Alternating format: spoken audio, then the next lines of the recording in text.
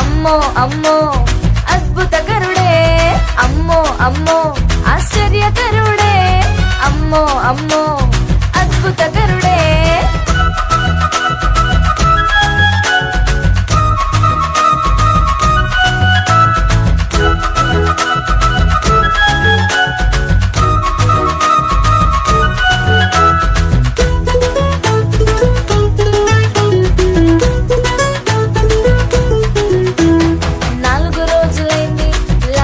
మరణించి తిరిగి లేపాడు యేసయ్య వచ్చి. 4 రోజులైంది లాజరు మరణించి తిరిగి లేపాడు యేసయ్య వచ్చి. పుట్టుగుడ్డి వాని వైపు ప్రేమగా చూచి చూపునిచ్చాడు మట్టి ముద్దను రాసి. అమ్మో ఆశ్చర్యం, అమ్మో అద్భుతం, అమ్మో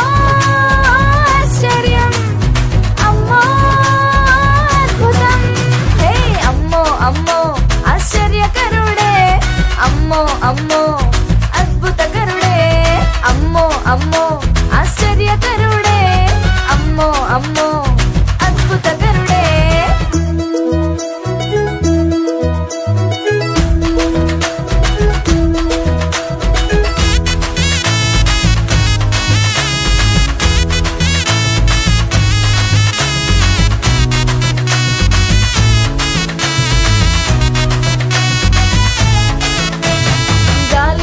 చేత శిష్యులు భయపడుతుంటే వాటిని గద్దించి నెమ్మదినిచ్చాడే.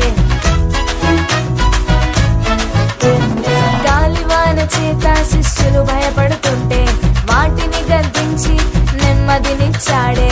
సేనా దెయ్యముల చేత బ్రతుకు పాడవుతుంటే వాటిని తరిమేసి కొత్త జీవితం ఇచ్చాడే. అమ్మో ఆశ్చర్యం, అమ్మో అద్భుతం, అమ్మో ఆశ్చర్యం, అమ్మో అద్భుతం, అమ్మో అమ్మో ఆశ్చర్యకరుడే, అమ్మో అమ్మో అద్భుతకరుడే, అమ్మో అమ్మో ఆశ్చర్యకరుడే, అమ్మో అమ్మో అద్భుతకరుడే. నోటి మాటతో చేసేస్తున్నాడే, కనుసైగతో ఆపేస్తున్నాడే. నోటి మాటతో చేసేస్తున్నాడే, కనుసైగతో ఆపేస్తున్నాడే. అమ్మో అమ్మో ఆశ్చర్యకరుడే, అమ్మో అమ్మో అద్భుతకరుడే, అమ్మో అమ్మో ఆశ్చర్యకరుడే, అమ్మో అమ్మో అద్భుతకరుడే.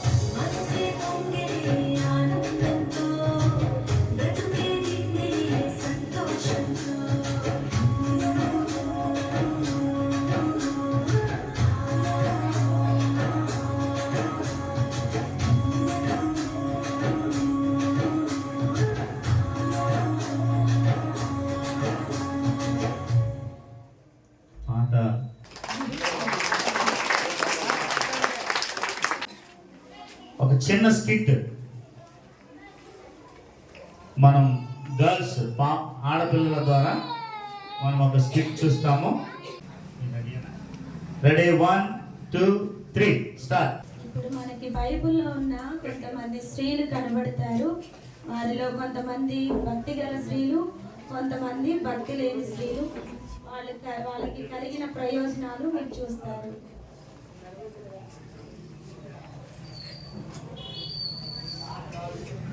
ఎవరు మీరందరూ? ఎందుకు అలా చూస్తున్నారు? ఏంటి చూడటానికి ఉప్పు స్తంభం లాగే ఉన్నావు, కానీ మా అందరిలాగా మాట్లాడుతున్నావు? అది పెద్ద కథలే. పర్వాలేదులే చెప్పు. నేను బైబిల్లో చెప్పబడిన ఒకరి భార్యను. మేము సొదొమ గొమొర్రా పట్టణాల్లో నివసించే వాళ్ళము. ఆ పట్టణాలు బహుగా దేవునికి విరోధముగా పాపము చేయడం వల్ల దేవుడు ఆ పట్టణాలను నాశనం చేయాలనుకున్నాడు. అయితే నా భర్తను, నా కుటుంబాన్ని రక్షించాలన్న ఉద్దేశంతో దేవుడు దేవదూతలను పంపి మమ్మల్ని ఆ ఊరి బయటకు తీసుకువచ్చి వెనుకకు తిరిగి చూడకుండా వెళ్ళిపోమన్నాడు. తర్వాత ఏం జరిగింది? నాకు అస్సలు ఆ ఊరు విడిచి వెళ్ళడం ఇష్టం లేదు. అందుకనే దేవుడు వద్దు అన్న వినకుండా వెనుకకు తిరిగి చూశాను, ఉప్పు స్తంభమైపోయాను. ఓ, చాలా విచారకరం నీ జీవిత అనుభవం ద్వారా ఈ స్త్రీలకు ఏమి చెప్పాలనుకుంటున్నావు? దేవుని మాటకు ఎప్పుడూ విధేయత చూపించి ఆయన మాట నిర్లక్ష్యం చేసిన, తృణీకరించిన నష్టపోయేది మనమే. జీవితము అనేక మందికి ఒక హెచ్చరిక లాంటిది.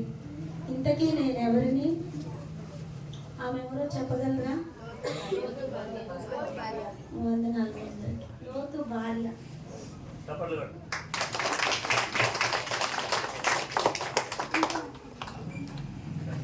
అవును, నువ్వేంటి ఆ కుండని పట్టుకొని ఉన్నావు? నీకు ఆ కుండకి ఏంటి సంబంధం? నేను ఇస్సాకు భార్యను. ఈ కుండ నాకు ఒక గుర్తు. నేను యథాప్రకారంగా నా కుండను పట్టుకొని నీళ్లు తేవడానికని బావి దగ్గరికి వెళ్ళాను. ఒకరోజు మధ్యాహ్న వేళలో ఒక ప్రయాణికుడు అతడును అతని ఒంటెలను బావి దగ్గర చాలా దాహంతో ఉన్నట్లు కనిపించారు. అప్పుడు వెంటనే నేను అతనికి అతని ఒంటెలను నీళ్ళు ఇచ్చేది పోశాను. అప్పుడు అర్థమైంది ఏమిటంటే అతడు అబ్రహాము యొక్క దాసుడని. అబ్రహాము తన కుమారుని యొక్క ఇస్సాకు నిమిత్తము ఒక కన్యకను వెతకడానికని అబ్రహాము తన దాసుని పంపించాడు. అలాగా మా ఇద్దరి వివాహము జరిగింది. వింటుంటేనే చాలా ఆసక్తిగా ఉంది. మరలా మా అందరి కోసం చెప్పవా? నేను అక్కడికి వెళ్ళేటప్పుడు నాకు ఏమీ తెలియదు. కేవలం దేవుడు నన్ను ఏర్పరచుకున్నాడని మాత్రమే నాకు తెలుసు. ఆయన చిత్తం నేను చేయడం వలన దేవుడు నేడు ఈ స్త్రీల జనాంగానికి ఒక తల్లిగా ఉండే ఆధిక్యతను దేవుడు ఇచ్చాడు. దేవుడు మన పట్ల చాలా ఉన్నతమైన ఉద్దేశములు, చాలా ఆలోచనలు కలిగి ఉంటాడు. మనం ఎప్పుడైతే ఆయనకు విధేయత చూపిస్తామో దేవుడు మనల్ని అంతం వరకు నడిపిస్తూ ఉంటాడు. అవును, అది నిజం. నేను మాత్రం ఆ అవకాశాన్ని పోగొట్టుకున్నాను. ఎందుకు పోగొట్టుకున్నావు? నేను అననీయ భార్యను. అపోస్తుల కార్యంలో మా గురించి ఉంటుంది. ఆ కాలంలో అనేక మంది తమ యొక్క ఆస్తులను అమ్మి అపోస్తుల పాదాల మీద పెట్టేవారు. సంఘమంతా కలిగినది సమిష్టంగా పంచుకునేవారు. ఆ సమయంలో మేము కూడా మా పొలం అమ్మి దురాశతో కొంత డబ్బు దాచుకొని కొంత అపోస్తులకు ఇచ్చాము. అమ్మిన డబ్బు మొత్తం ఇదే అని అబద్ధం చెప్పాము. కాబట్టి నేను నా భర్త దేవుని శిక్షకు గురి కావాల్సి వచ్చింది. వింటుంటేనే చాలా భయంగా ఉంది. నీ జీవితం ద్వారా ప్రజలకు ఏం చెప్పబోతున్నావు? దేవునికి యథార్థత అంటే చాలా ఇష్టం. మోసం చేయటం, దేవునితో అబద్ధం ఆడటం దేవునికి చాలా అసహ్యమైనది. అందువల్ల ఎప్పుడు దేవుని ఎదుట, మనుషుల ఎదుట యథార్థంగా ఉండండి. మోసపోకుడి, దేవుడు వెక్కిరింపబడడు. మనుషులు ఏమి విషునో ఆ పట్టే పోయును. ఈమె పేరు చెప్పగలరా? ఎవరు? నేనెవరిని? వందనాలు. అవును, నువ్వేంటి మాలాగే చాలా సంతోషంగా ఉన్నావు? ఇంతకీ నువ్వెవరివి? నేను మోయాబీ దేశస్థురాలి అయిన నా అత్తయ్య నయోమి ద్వారా నేను ఇశ్రాయేల్ దేవుణ్ణి తెలుసుకున్నాను. వింటుంటేనే చాలా ఆసక్తిగా ఉంది. మరలా మా అందరి కోసం ఒకసారి చెప్పవా? అలాగే, తప్పకుండా. నా భర్త చనిపోయాక నా స్వదేశాన్ని, నా తల్లిదండ్రుల్ని విడిచి మా అత్తతో కలిసి ఇస్రాయెల్ దేశానికి వచ్చాను. నా జీవితంపై నాకు ఎలాంటి నిరీక్షణ లేదు. కానీ మా అత్తకు దగ్గర బంధువు అయిన బోయాజు అనే వ్యక్తితో నా వివాహం జరిగింది. మోడుబారిన నా జీవితంపై దేవుడు మరలా చిగురింపజేశాడు. నా మునిమనవుడైన దావీదు వంశావళి నుండి ప్రభువైన యేసుక్రీస్తు వచ్చారు. నీవు దేవుని నమ్మి ఆయన మీద ఆధారపడితే ఆయన రెక్కల క్రింద క్షేమంగా ఉంటావు. ఇంతకీ నా పేరేంటి? యేసయ్య పునరుత్థానుడై మొట్టమొదట చూసింది నీవే కాదు. నీవు ఎంత ధన్యురాలవు. అవును, యేసయ్యను నేను కలిగి ఉండడం, ఆయనని చూడడం నిజంగానే ధన్యత. యేసయ్య నా జీవితంలోకి రాకముందు నేను చాలా పాపాలలో జీవించేదాన్ని. నాలో ఉన్న దురాత్మలను ఆయన వెళ్ళగొట్టి నా జీవితాన్ని పరిశుద్ధపరిచాడు.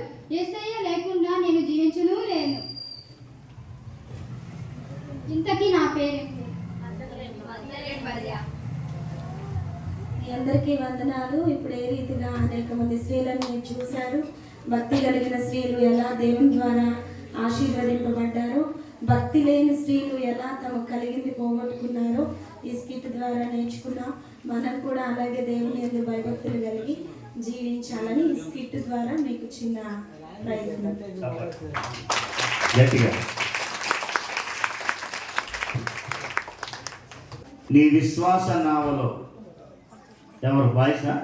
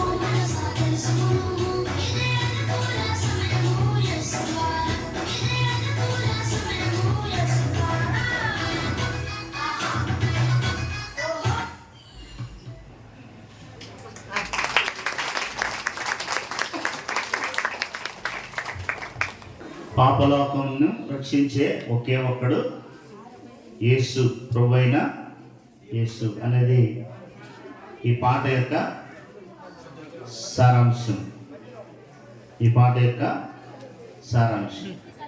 యేసు తప్ప పాపాలు క్షమించే దేవుడు మరొకడు లేడు. అది ఈ పాట యొక్క సారాంశం.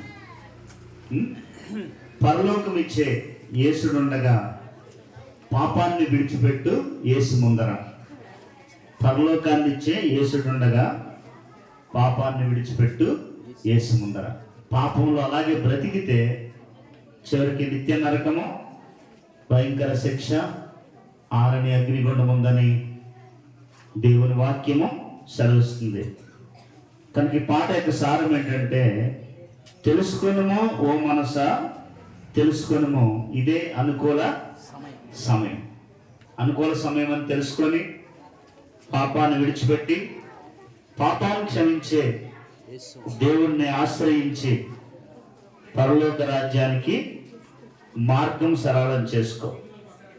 అది ఈ పాట యొక్క సారం. ఇప్పుడు ఫైనల్గా చివరిగా ఒక మంచి స్కిట్, ప్రభు యొక్క జననానికి సంబంధించిన, ప్రభు యొక్క పుట్టుకకు సంబంధించిన ఒక స్కిట్ వేయబడుతుంది. ఈ సమయంలో జాగ్రత్తగా ఆలకించండి. ప్రభు ఒక కన్యక గర్భమున ఈ భూలోకంలో జన్మించటం, ఆ కన్యకను దేవదూత దర్శించి ప్రభు యొక్క జననం గురించిన వర్తమానం చెప్పడం, తర్వాత నేను పురుషుని ఎరగిన దానినే ఇది ఎలా జరుగుతుందని ప్రశ్నించటం, పరిశుద్ధాత్మ శక్తి కమ్ముకునుట ద్వారా కుమారుడు జన్మించబోతున్నాడని దేవదూత తనకు తెలియపరచటం, ఆ కన్యకను ప్రదానం చేసుకున్న యోసేపు అనే వ్యక్తి ఈ విషయాన్ని తెలుసుకొని, ఆమె గర్భవతిని తెలుసుకొని విడిచిపెట్టాలని అనుకోవడం, దేవదూత మరలా యోసేపును దర్శించి ఆమెను చేర్చుకోమని చెప్పడం, ఆయన పశువుల పాకలో జన్మించడం, ఇవన్నీ కూడా ఇప్పుడు మీరు కళ్ళకు కట్టినట్టుగా చూడబోతారు. శ్రద్ధగా ఈ విషయాలు చూడాలని మనం చేస్తా ఉన్నాను. కరెక్ట్. Ready, 1 2 3 start. మీ అందరికీ వందనాలు. ఎన్హకోరే మందిరం యొక్క సండే స్కిట్ పిల్లలు మీ కొరకు క్రీస్తు పుట్టుక అనే చిన్న స్కిట్ వేయబోతున్నారు. అందరూ ఆసక్తితో చూడండి. గలిలయలోని నజరేతను ఊరిలో దావీదు వంశపు వాడైన యోసేపునకు ప్రదానము చేయబడిన ఒక కన్యక ఉండెను. ఆ కన్యక పేరు మరియా. మరియా దేవుని యందు భయభక్తులు కలిగిన యవనురాలు. ఇప్పుడు మనము మరియను చూద్దాం.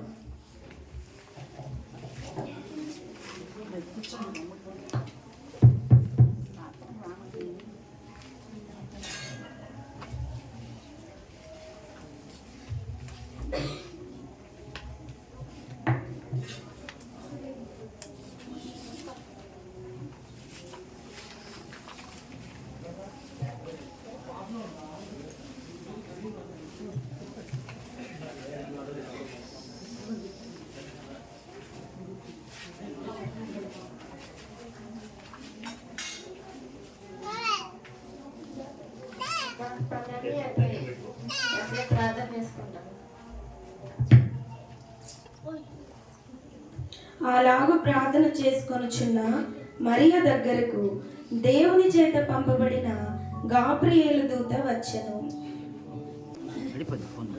దయాప్రాప్తురాల నీకు శుభము, ప్రభు నీకు తోడై ఉన్నాడు. మరియా భయపడకము, దేవుని వలన నీవు కృప పొందితివి. నీవు గర్భము ధరించి కుమారుని కని ఆయనకు యేసు అని పేరు పెట్టుదువు. ఆయన గొప్పవాడై సర్వోన్నతుని కుమారుని అనబడును. నేను పురుషుని ఎరిగిన దాని లేదు, నాకు ఎలా జరుగును? పరిశుద్ధాత్మ నీ మీదికి వచ్చును, సర్వోన్నతం చెప్పి నేను కమ్ముకొనెను గనుక పుట్టబో శిశువు పరిశుద్ధుడై దేవుని కుమారుని అనబడును. నీ బంధువురాలైన ఎలిజబెత్ కూడా ముసలితనములో కుమారుని గర్భము ధరించినది.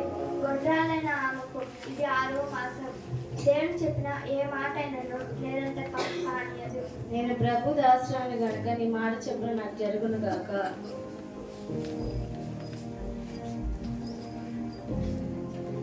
ఇదంతా నిజంగా జరిగిందా? నిజంగా దేవదూత నన్ను కలిసిందా? ఒకసారి ఎలిజబెత్ దగ్గరికి వెళ్ళి నిజమో కాదో తెలుసుకుంటాను. ఇలాగూ ఆలోచించుకొనొచ్చు ఇది నిజమా కాదా అని తెలుసుకొనుటకు మరియా తన బంధువురాలకు ఎలిజబెత్ దగ్గరికి వెళ్ళాను. నేను మరియమ్మ. వందనాలు ఎలిజబెత్. లోపలికి రా మరియమ్మ.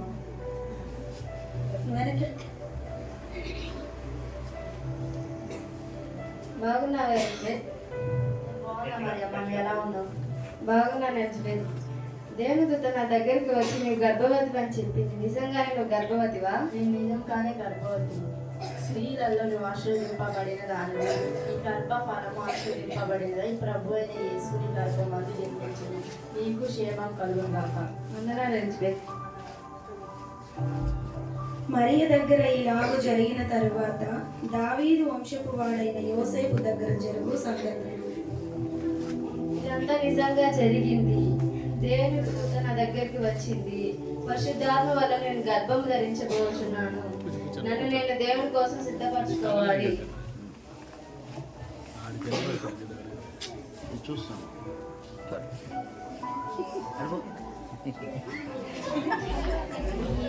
కన్యక మరియా అని వీళ్ళిద్దరూ మాట్లాడుకుంటా ఉన్నారు. ఒక ఇద్దరు వ్యక్తులు వినండి. ఏమిటా? మరియమ్మ గర్భవతి అంట. అవునా?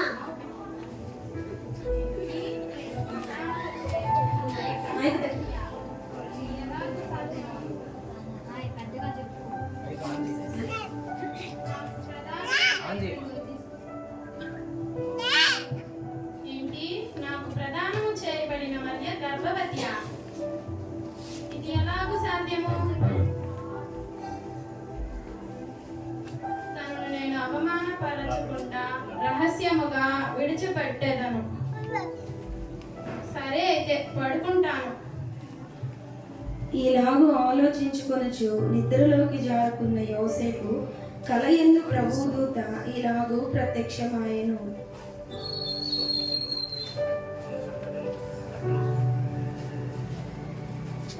దావీదు కుమారుడైన యోసేపు, నీ భార్య అయిన మరియను చేర్చుకొనుటకు భయపడకు.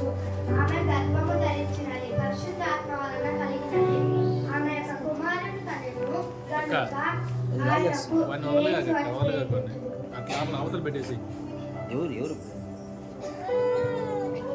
ఎలాగూ జరిగిన మరియా దేవుని చేత ఆశీర్వదింపబడినదా? ప్రభువైన యేసు క్రీస్తు మరియ గర్భమున పుట్టబోచున్నాడా? వెంటనే మరియ దగ్గరకు వెళ్ళాలి. మరియ గురించి నిజము తెలుసుకున్న యోసేపు మరియ దగ్గరకు వెళ్తాడు. ఎవరక్కడ? నేను యోసేపును. లోపలికి రండి. బాగున్నావా మరియా?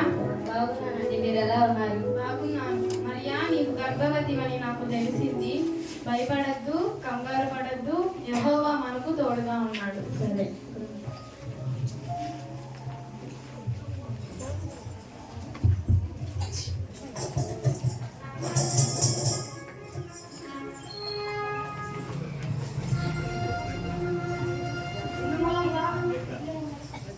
ఇందు మూలంగా యావత్ ప్రజానికానికి తెలియజేయడమేమనగా, యూదుల రాజైన హేరోదు రాజు ద్వారా చక్రవర్తి అయిన కైసరు ఆజ్ఞాపించడమేమనగా, ప్రజల సంఖ్య నిమిత్తము అందరూ వారి వారి సొంత ఊర్లకు వెళ్ళి ప్రజల సంఖ్య రాయించుకోవాల్సిందిగా ఆజ్ఞాపించడమైనదో. మరియా, మనం ప్రజా సంఖ్య రాయించుకోవడానికి వెళ్తే నేను వెళ్తాం కదా.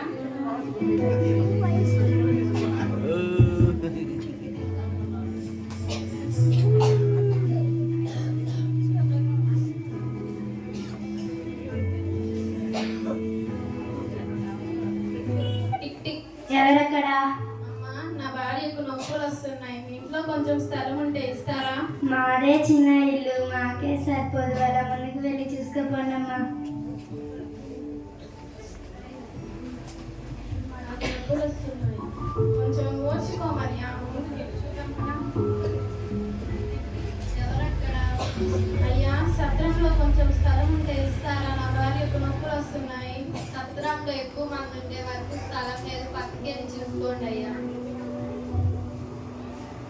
ఇప్పుడు ఎలా, ఏం చేయాలి? ఎక్కడ స్థలం దొరకడం లేదే.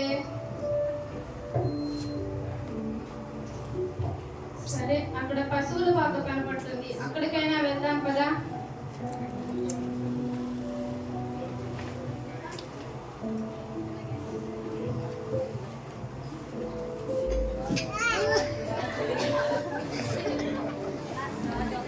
రాజాది రాజు, యూదా దేశపు రాజు, హేరోదు రాజు వేచేస్తున్నాడహో.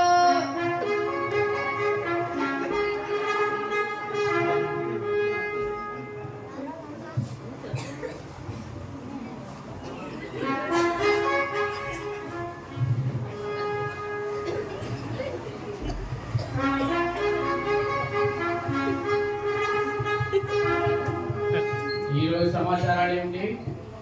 రాజుగారికి ప్రణామములు. రాజుగారికి ప్రణామములు. మిమ్మల్ని కలవడానికి తూర్పు దేశం నుంచి జ్ఞానులు వచ్చి ఉన్నారు. ప్రవేశపెట్టుడి.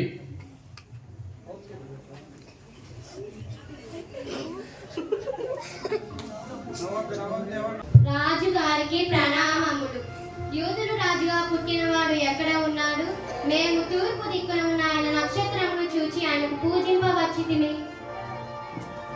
రాజా, నేను కదా ఇక్కడ రాజు, నేను కదా ఇంకో రాజు. ఎవరబ్బా? ఎవరక్కడ? ప్రణామములు రాజుగారు. క్రీస్తు ఎక్కడ పుట్టును? యూదయ బెత్లెహేములో. యూరియా బెత్లెహేంలో ఏదైనా మంచిది పుట్టునా?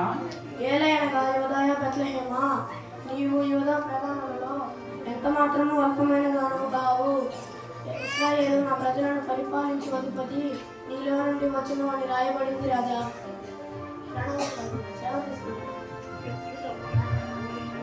మీరు వెళ్ళి ఆ శిశువు విషయమై జాగ్రత్తగా విచారించి తెలుసుకునగానే నేను వచ్చి ఆయనను పూజించినట్లు నాకు వర్తమానం తీసుకుని రండి. సరే, చిత్తం ప్రభు.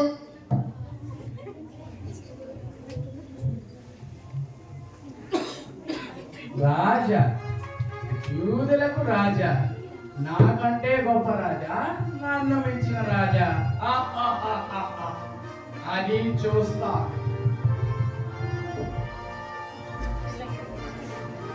కొందరు గొర్రెల కాపరులు పొలములో ఉండి రాత్రి వేళ తమ మందలను కాచుకొని చుండగా గొర్రెల కాపరులు ఇప్పుడు మీ ముందుకు వస్తున్నారు.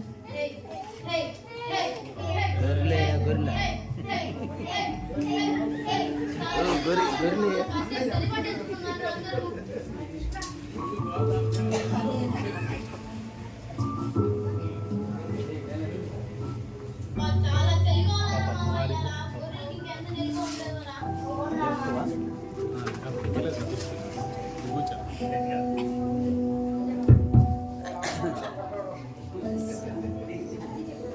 చాలా తెలివిగా ఉన్నారు మామయ్య.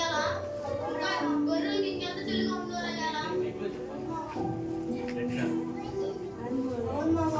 పాపం గొర్రెల కాపరులకు చాలా చలిగా ఉందంట. వాళ్ళు చలి మంట వేసుకుంటా ఉన్నారు. ప్రభు దూత వారి యొద్దకు వచ్చి నిలిచెను. భయపడుకుడి, ప్రజలందరి కలుగు మహా సంతోషకరమైన సువార్తను నేను మీకు తెలియజేయుచున్నాను. దావీదు పట్టణమందు నేడు రక్షకుడు మీ కొరకు పుట్టి ఉన్నాడు. ఈయన ప్రభువైన క్రీస్తు. దానికి ఇదే మీకు ఆనవాలు. ఒక శిష్యువు పొత్తిగుడ్డలో చుట్టబడి ఒక తొట్టెలో పండుకొని ఉండుట మీరు చూచెదరు. మన కోసం రక్షకుడు పుట్టినాడు. మనం అందరం చూసతో పాటు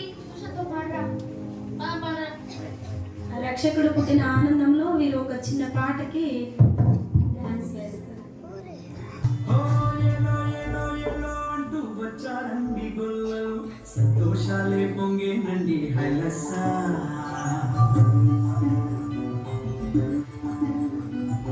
ఏలో ఏలో ఏలో అంటూ వచ్చారండి గొల్లలు, సంతోషాలే పొంగేనండి హైలస్సా. దారే చూపే దేవుడొచ్చే ఉల్లాసంగా ఊరు వాడి సంగీతాలే పాడాలండి హైలస్సా. అంధకారాన్ని తొలగించే మహనీయుడు పుట్టినాడండి యేసయ్య మన దేవుడు.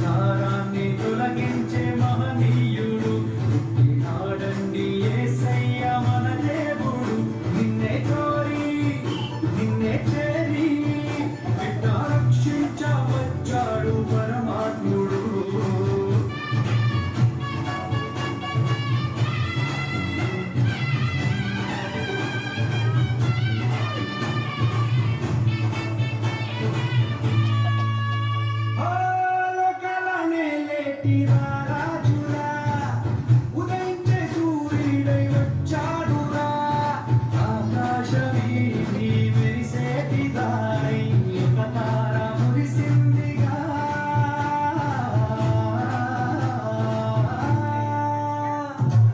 లోకాలనే లేటి రాజురా ఉదయించే సూర్యుడై వచ్చాడురా ఆకాశవీధి మెరిసేటి దారి ఒక తార మురిసిందిగా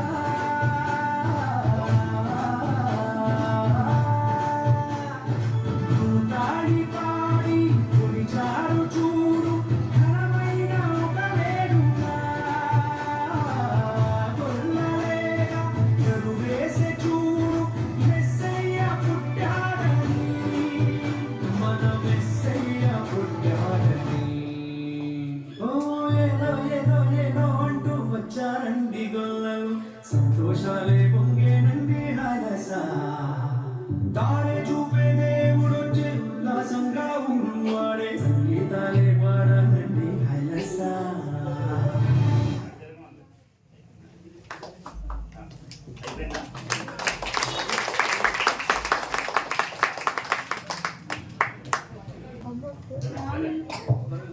జ్ఞానులు మరియు గొల్లలు ప్రభువును రక్షకుడైన క్రీస్తును చూడవచ్చిరి.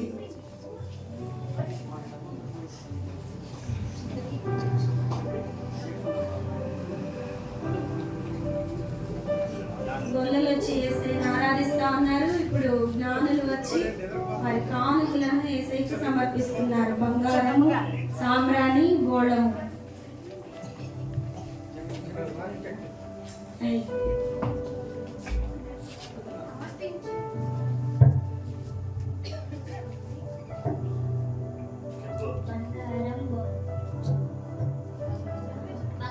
బంగారు, సామ్రాణి, బోనం.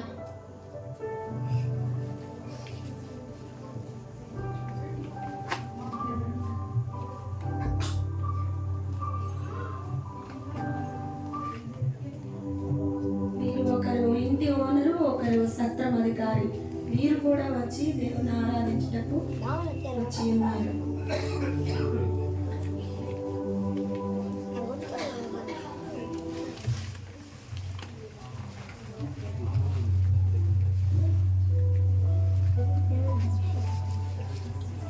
ఈ సమయంలో శాంతా క్లాస్ కూడా వచ్చి యేసయ్యను ఆరాధించడానికి ఆయన ఎదుర్కొ వచ్చాడు.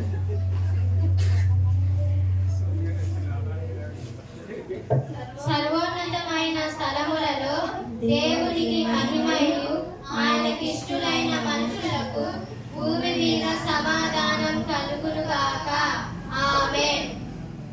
చూశారు కదా మిత్రులారా, చీకటి లోకంలో పాపం అనే బంధకంలో అపవాది చేతులలో బందీ అయిన ప్రతి మానవుని రక్షించుటకు దేవాది దేవుడు ఈ లోకమునకు ఎన్నో గ్రహాలు, ఖండాలు, దేశాలు దాటుకుంటూ పాపంలో కూరుకుపోయిన నిన్ను నన్ను రక్షించడానికి తన ఏకైక ప్రియకుమారుడైన యేసయ్యను మానవునిగా ఈ భూమిపైన నీ కొరకు నా కొరకు పంపాడు. నిజ క్రిస్మస్ ఆనందము విందు వినోదాలలో లేదు, కానీ నీ హృదయంలో క్రీస్తు ఉండడమే నిజమైన క్రిస్మస్. ఈ క్రిస్మస్ ఆనందము నీవు కూడా పొందుకోవాలని ఈ చిన్న మా ప్రయత్నం.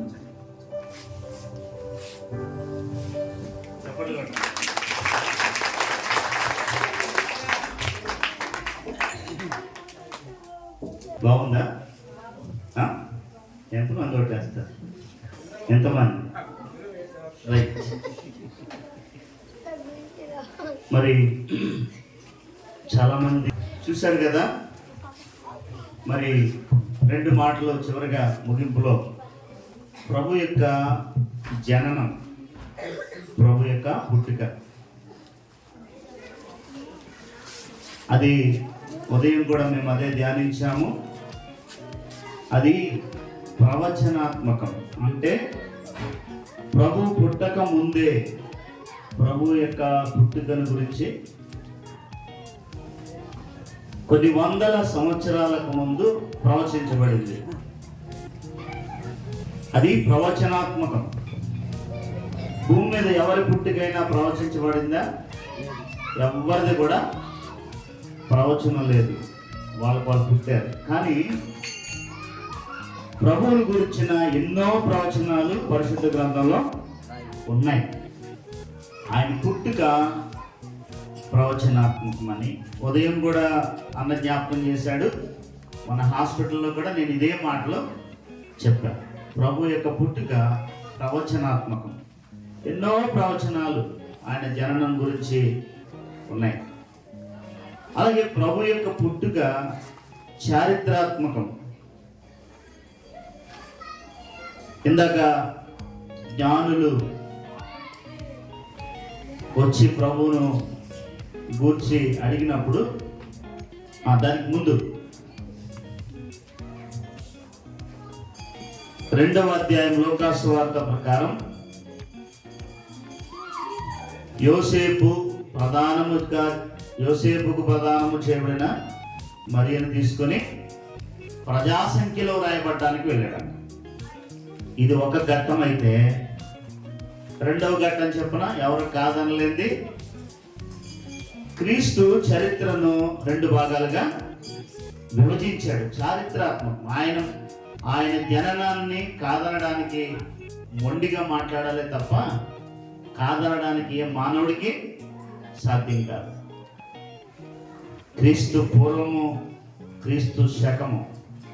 ఎవరైనా కాదన్న నాస్తికులున్నా, మతవాదులున్నా, ఎవరున్నా, క్రీస్తు పుట్టలేదని కానీ క్రీస్తుని వ్యతిరేకించేవారున్నా, తమ పుట్టుక దినాన్ని చెప్పాలంటే ముందేం చెప్పాలి? క్రీస్తు శకం అని చెప్పాలి. క్రీస్తు పుట్టాడని ఒప్పుకున్న తర్వాతే నేను పుట్టానని చెప్పుకోవాలి. సో ఎంత కీలకమైన వ్యక్తో చరిత్రలో యేసుక్రీస్తు ప్రభువారు మనం గమనించాలి. మూడవది ఏంటి అని అంటే ఆయన జననం ప్రత్యేకమైంది. సహజంగా భూమి మీద పుట్టే ఏ మానవుడైనా స్త్రీ పురుషుల కలయిక ద్వారా మాత్రమే పుడతాడు. కానీ ఈయన కన్యక గర్భాన పుట్టాడు. అంటే పురుషుని ప్రమేయము లేకుండా పరిశుద్ధాత్మ యొక్క శక్తి ఆ స్త్రీని కమ్ముకున్నప్పుడు ఆయన తానే కన్యక గర్భములో ఉద్భవించాడు. ఎవరు? యేసయ్య. కనుక ఆయన జన్మ ఇతర మానవుల కంటే కూడా అదేమైంది?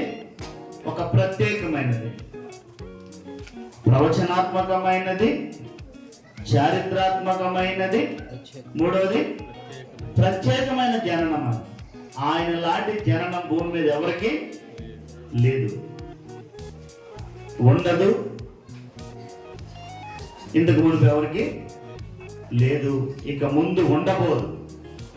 అలాంటి ప్రత్యేకమైన జననం యేసుక్రీస్తు వారు. అందుకే సర్వలోకం అంతా కూడా ఈనాడు ఆయన జననాన్ని జ్ఞాపకం చేసుకోవడానికి కారణం ఏంటి అని అంటే ఆయన పుట్టుక ప్రత్యేకమైంది.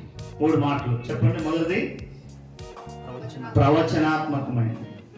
ఆయన గురించి ముందే కొన్ని వందల సంవత్సరాలకు ముందే ఆయన పుడతాడు అని ప్రవచించబడింది.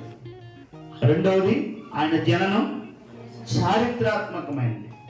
చరిత్ర మధ్యలో ఆయన నిలబడ్డాడు. ఎవరైనా చరిత్రను గురించి కానీ కాలం గురించి మనం మాట్లాడాలి అని అంటే మొట్టమొదట ప్రస్తావించవలసింది ఎవరిని? యేసయ్యనే. క్రీస్తు పూర్వం, క్రీస్తు శకం. తన పుట్టుక రోజు ఏ వ్యక్తి అయినా చెప్పాలి అని అంటే తన పుట్టక మునుపు యేసు పుట్టాడని ఖచ్చితంగా ఒప్పుకొని తీరాల్సిందే. అతనికి ఇష్టమున్నా ఇష్టము లేకపోయినా. 2 చారిత్రాత్మకం. మూడవది ఏం చెప్పుకున్నాం? ప్రత్యేకమైంది. ప్రతి మనుషుడు స్త్రీ పురుషుల కలయిక ద్వారా పుడతాడు. ప్రతి వ్యక్తి, స్త్రీ కాని పురుషుడు కాని భూమి మీద. కానీ ఈ నెల పుట్టాడు కన్యక గర్భమున పుట్టాడు. కనుక ఆయన జననం ఒక ప్రత్యేకమైన జననం.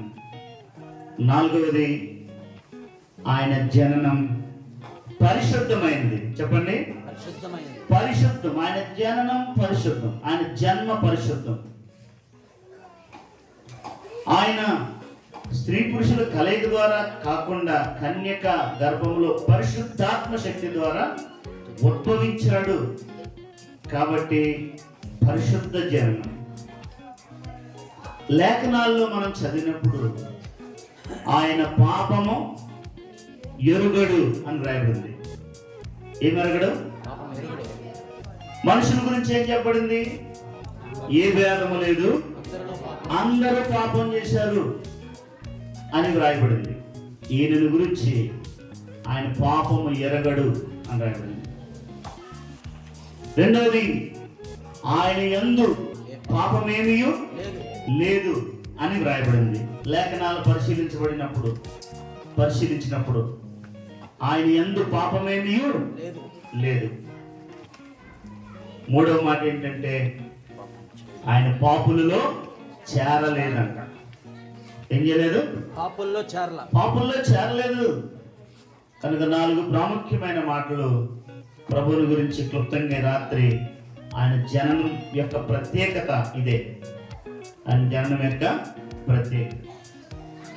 ఇంకా చాలా విషయాలు లేఖనాల్లో ఉన్నాయి. ఆయన ఉన్నవాడు. నిర్గమాకాండంలో యెహోవా దేవుడు మోషేకు ప్రత్యక్షమైనప్పుడు మోషే అడిగాడు, అయ్యా నీవెవరవు? నిన్ను గూర్చి ఇశ్రాయేలుకి వాళ్ళు అడిగితే నేనేం చెప్పాలి? నీ పేరేంటి అని అడిగితే ఆయన ఈ మాట చెప్పాడు. ఏమన్నాడు? నేను ఉన్నవాడని అన్నాడు. మనం గమనించినట్లయితే యోహాను సువార్త 8వ అధ్యాయంలో యేసు ప్రభువు కూడా ఇదే పదం తన గురించి చెప్పాడు. ఏమన్నాడంటే, నేను అబ్రహాము పుట్టక మునిపే, తర్వాత ఏమన్నాడు? ఉన్నవాడను అన్నాడు. అర్థమైందా? కనుక యేసు ఎవరు అంటే ఆయన ఉన్నవాడు. ఎప్పుడున్నాడు? ప్రకటన గ్రంథంలో ఇలా రాయబడింది, వర్తమాన భూత భవిష్యత్ కాలములలో ఉండువాడు అని రాయబడింది యేసు ప్రభువు గురించి. వింటున్నారా? ఆయన ఎవరు అంటే ఆయన ఈరోజు ప్రత్యేకంగా పుట్టినవాడైతే ఆయన ఉన్నవాడు, కానీ మానవుడిగా ఉద్భవించాడు. ఎలా ఉద్భవించాడు అంటే శరీరముతో వచ్చాడు. రోమీయులకు రాసిన పత్రిక 8వ అధ్యాయము 3వ వచనంలో ఇలా వ్రాయబడింది, ఆయన పాప శరీర ఆకారంతో పంపబడ్డాడని రాయబడింది. జాగ్రత్తగా గమనించండి. పాప శరీరంతో పంపబడాల. జాగ్రత్త వినాలి. పాప శరీరంతో ఆయన పంపబడాలి. మనందరిదే శరీరం పాప శరీరం, కానీ ఆయన పాప శరీర ఆకారం మాత్రమే. అర్థమైందా? 15వ అధ్యాయం 1 కొరింథీయులో మనం చూస్తే పరలోకము నుండి వచ్చినవాడు అన్నాడు. యోహాను సువార్త 3వ అధ్యాయంలో కూడా ప్రభువు ఈ మాట చెప్పాడు, పరలోకములో ఉండు మనుష్య కుమారుడు పరలోకం నుండి దిగి వచ్చిన వాడు అన్నాడు. ఏం చేశాడంట యేసయ్య? పరలోకము నుండి వాడు, పరలోకము నుండి దిగి వచ్చిన వాడు. హెబ్రీయులకు రాసిన పత్రిక 10వ అధ్యాయం ప్రకారం ఆయన దిగి వచ్చినప్పుడు దేవుడిగా దిగిరాలా, మనుషుడిగానే దిగి రావడానికి తీర్మానం చేసుకున్నాడు. ఆ తీర్మానం ప్రకారం నీవు నాకు ఒక శరీరమును అమర్చితివి అన్నాడు. ఏం చేసుకున్నాడంట? ఆయన వచ్చినప్పుడు ఎలా వచ్చాడు?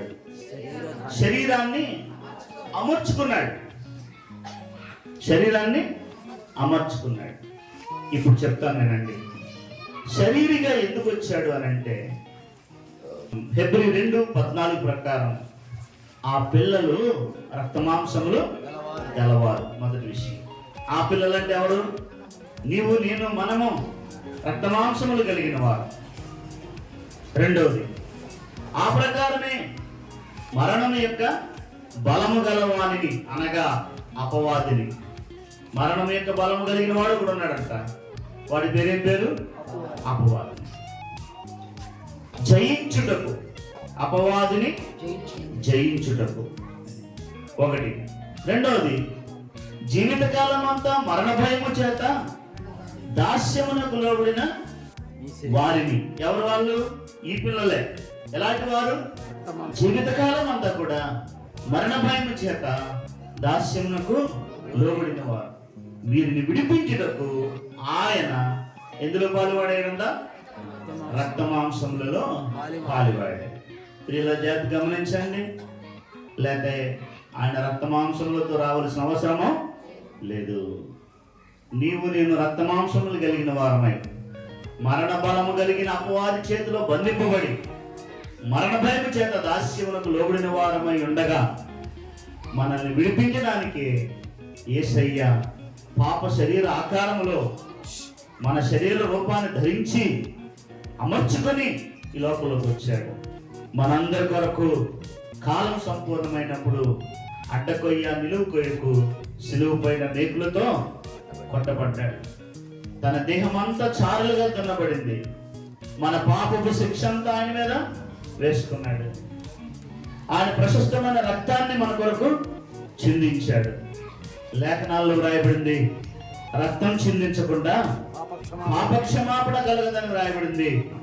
రక్తం చిందించకుండా పాపక్షమాపణ లేదు కాబట్టి రక్తం చిందించడం కొరకు, అలాగే మన పాపముల కొరకైన శిక్ష ఆయన దేహములో అనుభవించుటకు ఆయన రక్తమాంసములు కలిగిన వాడుగా ఈ భూలోకంలో మానవాళి మధ్య జీవించాడు, ప్రత్యక్షమయ్యాడు, దిగి వచ్చాడు. ప్రియులారా, ఆయన మనందరి కొరకై ప్రాణం పెట్టాడు. యోహాను సువార్తలో, నా ప్రాణము పెట్టుటకు నాకు అధికారం కలదు, దాన్ని తిరిగి తీసుకుంటూ నాకు అధికారం కలదని చెప్పాడు. అనేకులకు ప్రాయశ్చిత్తార్థ క్రయధనముగా అర్పించడానికి నా ప్రాణం ఇవ్వడానికి వచ్చానని మత్తయి సువార్త 20వ అధ్యాయంలో చెప్పాడు. ఆయన చెప్పినట్టే మానవాళి కొరకై ప్రాణాన్ని క్రయధనముగా ఆయన అర్పించాడు. ఆయన సిలువ మీద వేలాడినప్పుడు ఆయన చనిపోలేదు.